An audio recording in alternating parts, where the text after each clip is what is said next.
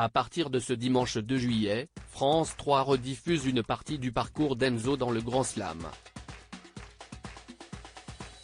L'occasion de redécouvrir le plus grand champion de l'histoire du jeu présenté par Cyril Ferraud.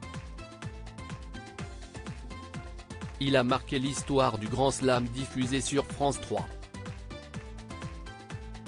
En novembre 2022, Enzo finissait par s'incliner après 40 participations et 239 500 € de gains dans le jeu présenté par Cyril Ferraud. Le jeune prodige était revenu à l'occasion d'une édition spéciale Noël un mois après sa défaite aux côtés d'Arthur, de Yarno et de Cécile dans laquelle il avait à nouveau brillé.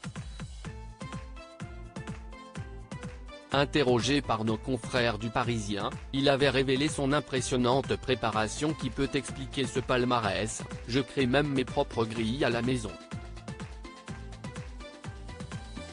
J'utilisais aussi un logiciel pour générer les grilles, pour que ça rentre, parce que certaines définitions reviennent aussi. Je me suis entraîné en regardant les émissions, d'anciennes émissions aussi parfois sur le chemin jusqu'au studio, à Aubervilliers. Le Grand Slam, bientôt des retrouvailles entre Enzo et Cyril Ferraud ce dimanche 2 juillet, Enzo et son buzz plus rapide que l'éclair accompagneront les téléspectateurs tout l'été.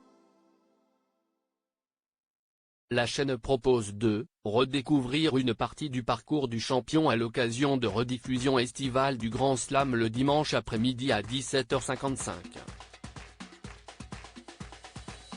Passionné par les jeux télé, cet ancien étudiant en gestion des entreprises s'était illustré en janvier dernier dans le quiz des champions auprès d'autres candidats emblématiques comme Xavier des 12 coups de midi ou Marie-Christine de Tout le monde veut prendre sa place.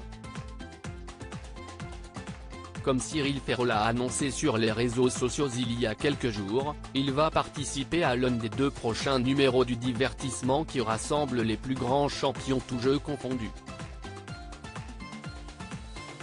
Rémi, actuel champion du Grand Slam, s'est inspiré d'Enzo pour s'entraîner au Jeux de France 2 à l'occasion d'une interview accordée à Télé Loisirs. Rémi, l'actuel champion du Grand Slam qui totalise 10 participations et 49 000 € de gains a confié s'être inspiré du recordman des victoires dans le jeu.